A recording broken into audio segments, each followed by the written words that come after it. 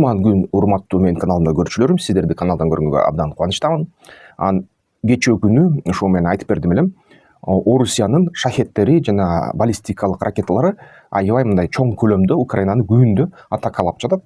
Жана Орусиянын мындай ресурстары боюнча санасак, бул нерсени улантууга чоң мүмкүнчүлүктөр бар. Булар системалык түрдө өздөштүрүп алышты, орунга коюп алышты ушул өндүрүштү. Ошон үчүн бүгүнкү күнү дагы күчөйт окшойт да Украинага. Эми болсо Украинадагы мындай тиштенип атат да, ызырынып каяша айтып атат. Ал Украинанын каяшасын карайлы. Кандай каяша болуп атат, эмне кылып атат Украина? Биринчиден байкаш керек.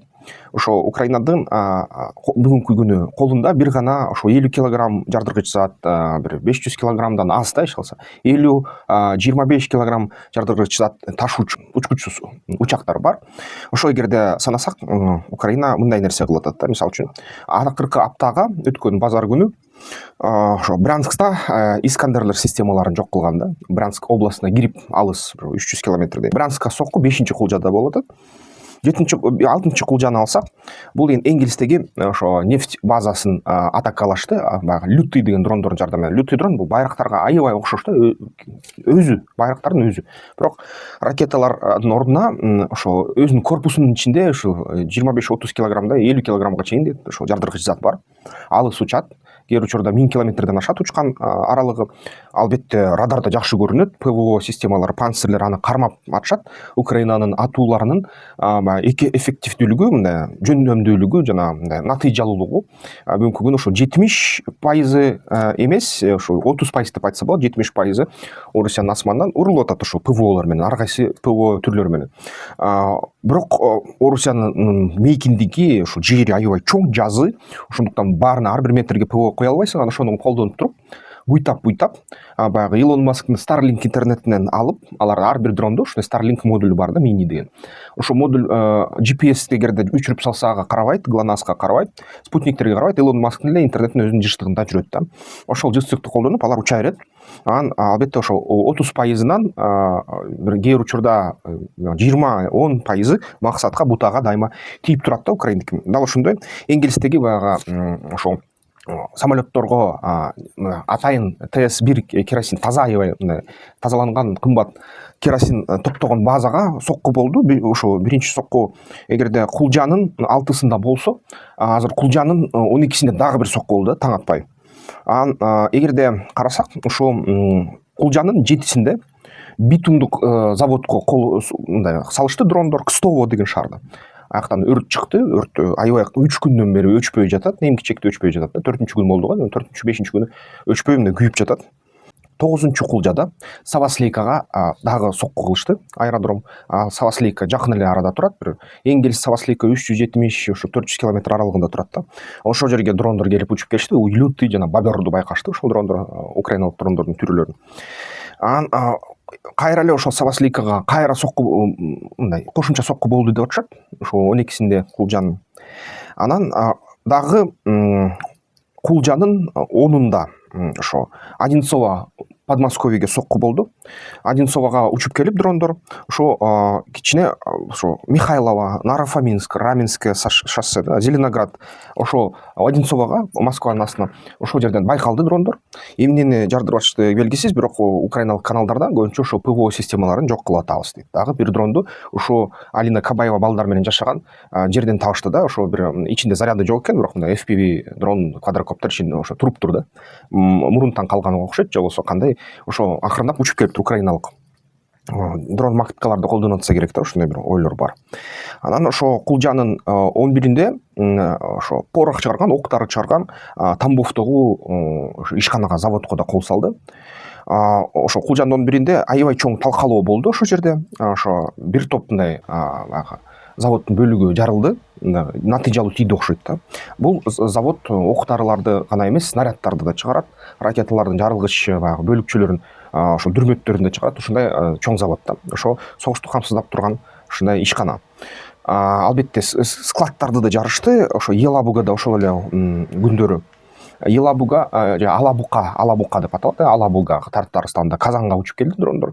Эки жолу сокту. Биринчи баягы ошол дрондорду жыйнаган заводторго, жана экинчи ошо ал баягы дүрмөттөрдү сактаган складка дагы сокту да. Ошол жерден согуп бир нече дронду өрттөштү дейт. Бирок маалымат асинтерлердин сөзү боюнча бул соккулар бир заводдун бир 30% эле иштен чыгарат, калган заводдун бөлүкчөлөрү иштеп жатат да. Эмгиче иштеп жатканы менен алар албетте кайра ишке киргизилет да. Сынган жактары тез калыбына келтирип кайра ишке киргизилип жатат деп айтып жатат да. Украинанын куралдуу күчтөрү айтып жатышат, бир дагы суу астындагы кемени чөктүрдүк дейт да. Бул экинчи кеме болот. Кара деңизде ошол эки эле кеме бар болчу, негизи орустардыкы деп айтышат да. Анан бири ошол Кара деңиздеги Ростов-на-Дону деген, мисалы үчүн, суу астында калкуучу кайык 2024 жылы жок болгон Б-237 деп. Анан ошол 12-чи кулжада дагы ошо украиналык бүт пабликтер, массалык маалымат каражаттары айтып атат, дагы бир ошол Кара деңиздеги суу астындагы кемени чөктүрдүк дейт. Миңдеген кишилер жарадар болду, өлдү деп айтып атышат да. Бирок осинтерлер ал маалыматты текшере элек 12-чи кулжада чыккандан кийин. Анан дагы маалымат келе элек да, ошон үчүн такталган жок. Мына ушундай маалыматтар болуп атат азыр. Анан дагы бир нерсени байкаш керек. Америка Кошмо Штаттарынын ошо сырткы чалгындоо башкармалыгынын башчысы негедир Украинага каршы сөздөрдү сүйлөп баштады да. Ошол ал деген атомдук согуш жөнүндө айтып берди, жана мүмкүн күнү ошол Орусияда чалгындоо кызматтарынын кызматкерлери Орусия жетиштүү түрдө ядердик согушка даярданып жатат деп айтышып атышат да. Ядердик согуш аябай жаман нерсе болчудай деп айтып атышат. Ошол ядердик согуштан абайлагыла дейт. Ошол Тулси Габбард, ЦРУ директору, айтып атат, күнөөлөп атат да. Ошо ядердик согуш Хиросимага бардым, Нагасакиге бардым, канча эл өлдү. Эгерде ядердик согуш башталса, бүгүнкү Хиросима Нагасакиден жарылган бомбалардан да күчтүү бомбалар, дүйнөнүн жүзү бүт кырылат, бүт баягы асманды радиоактивдүү чаң басат. Ошол адамзатты ушундай жарга такап аткан элдер жана согушту күчөтүп аткан элдер ушундай токтосо болот эле дейт дагы. Анан баары сурашат да, ошо ким ошол элдер, ким согушту, ядердик согушка ким түртүп атат десе, украиналыктарды дейт да. Тулси Габбард украиналыктарды айыптап атат. Украиналыктар ошол дүйнө жүзүн ядердик согушка түртүп атат дейт да. Анткени ошо желе деген атайын иш чараны аткарышты дейт. Стратегиялык бомба таштоочуларга ушундай кол салды дейт, атомдук бомба таштоочуларга. Орусиянын атомдук триадасына кол салды. Бул деген дүйнөлүк коопсуздукка чоң кедерги тийгизип жатат дейт. Анан мен де аябай таң калдым да, мисалы үчүн элестетик эле, ошо бул мындай кылып атат да, баягы кээде биздеги деле ушундай болуп калат, баягы бир кызды бирөө зордуктады, анан ошол кызды баягы расмий түрдө расмий органдар бир малда чыгып алып туруп, ушул кыз күнөөлүү болчу десе, мисалы үчүн, туура эмес кийинди, этеги ачылып калды, түн ичинде жүрдү, эмне могу тиги ошону зордуктаган адам күнөөлүү эмес, ошол зордукталган кыз күнөөлүү деген. Же болбосо мисалы үчүн бирөө келип туруп үйүңөрдүн тоноп кетти да. Анан силер ойлоп атасыңар, бул эмне деген деп барып туруп ошол адамды камера болсо тегеректе көрүп алып, үйүнө келип милиция менен келдиңер да. Милиция болсо ошо баланы карап туруп, анан силерге кайрылып туруп айтып атат да, сен үйүңдү тоногонго сен күнөөлүүсүң дейт. Сен күнөөлүүсүң. Бул бала жакшынакай турат дейт. Карачы, күчтүү, сонун, сулуу, укмуш мындай бала экен.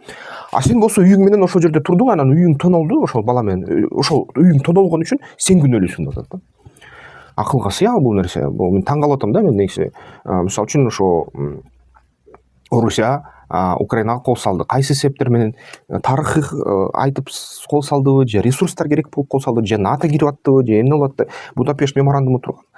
Коопсуздугун камсыздайт деген. Бирок Орусия ошо кол салды, а эми Украина коргонуп атат, бизди баарын өлтүрүп салбасын, биз коргонолу, Бучадай болбосун, Ирпенден болбосун, биз кырылып кетпейли, биздин балдарыбыз Сибирге алынып кетилбесин деп, өмүрүбүздү сактайбыз, акырына чейин тиштешебиз, акырына чейин күрөшөбүз деп. Ошо дүйнөлүк коомчулук, дүйнөлүк чоң мамлекеттер айтып атат да, ошо сен күнөөлүүсүң деп. Сен мындай Тулси Габбардтын ою боюнча, Америка Штаттарынын ою боюнча, бул деген албетте баягы Трамп менен макулдашпай айта албайт окшойт да. Ошо Украина өз жерин бериш керек болчу. Аскер келген, Орусиянын аскери келгенде өлтүрүш керек болчу. Бүт баягы элитасын жана бүт Украина улут болобуз дегендер өлтүрүш керек болчу. Украина тилинде сүйлөгөндөр баарын кырып чыгып, куулап же болбосо өлтүрүш керек болчу. Жерин басып алыш керек болчу.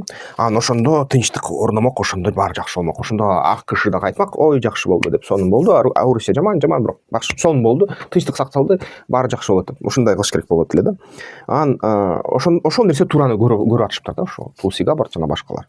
билбейм, силер макул болот биринен эме Кудайдын бетин ары кылсын, биздин мамлекетте тынчтык гана болсун элестеткиле, эгерде бизге, биздин мамлекетке ошо силерге мындай тазык да, ойлогонго азык бирөө кол салып келсе кошуналардан же кошуна эместерден, анда биздин эң туура ишибиз кандай болуп калат? Мейли жакшы болуптур, сонун мынакей биздин байлыктарыбыз элитаны өлтүргүлө, өзүңөр элита болуп алгыла, биякта башкарып алгыла деп багынып беребизби? Ушундай суроо да. Бизге ошо өзүбүзгө ошо 5 метр, бирөөнүн 5 метрин ичине карап көрсөк да. Кудайдын бетин ары кылсын, ал нерсе болбосун да биздин өлкөдө. Биз күчтүү турушубуз керек. Ким менен керек болсо дос болушубуз керек. Жакпаса да, жакса да, мисалы үчүн стратегиялык өнөктөштөрүбүз менен дос болушубуз керек. Ал эми баары бир баягы эгерде бирөө кире калса, өтө кымбат ал нерсе болуп кетиши үчүн ошо армиябызды күчөтүшүбүз керек да, жана экономикабызды көтөрүшүбүз керек. Туу чокусуна, асман туу чокусуна. Ошондой аракеттер бизге керек. Бирок ошондой болуп атат да, байкасаңар, ошо дүйнө жүзү ушундай туура эмес болуп атат. Ошол Туси Габурдту эле байкасаңар, ошо дүйнө жүзүндө мындайын айтканда, ушул агрессияга кабылган мамлекет алдын ала күнөөлүү экен да, агрессияга жооп берген мамлекет туура эмес кылат экен да. Ошон үчүн кылмышкерлер колуна мындай дүйнө коомчулукта ушундай сигнал кетип атат да, кылмышкерлер дүйнө силердики деп. Кылмышкерлерге баягы каршы чыккандар силер күнөөлүүсүңөр, силер жамансыңар да. Ошондой. Ошон үчүн эгерде сен бирөөгө табылга болуп калсаң, туруп бер дейт да. Сен тоносун, өлтүрүүсүн оруктасың, туруп бер дейт. Эгерде сен ошо жооп берсең дейт, анда сен өтө жаман баласың, өтө жаман кызсың, өтө жаман адамсың деп. Ошондой сигнал берип атат да дүйнө жүзүнө. Ошону мен түшүнбөй атам. Албетте көрөбүз кандай эмне болорун, ошол байкайлы. Албетте Орусиянын ресурстары чоң. Унутпайлы, Орусия биздин стратегиялык өнөктөшүбүз. Эмне гана дебесек дагы бизде келишимдер бар, биздин мамлекетибиздин анын астында кандайдыр жоопкерчилиги бар. Биз болсо бир гана ишти кылалы, экономиканы күчөтөлү, армияны күчөтөлү, дүйнө аябай оңой эмес. Меники видеолорду көрүшкөнчө комментарийлерге пикирлериңерди жазгыла. Бизнестен керек барына, баштардан мурун карап ал, жол картасын жарып жолуңдай ишкердик де сенин куралың ал. Бизнестен керек барына, баштардан мурун карап ал, жол картасын жарып жолуңдай ишкердик де сенин куралың ал.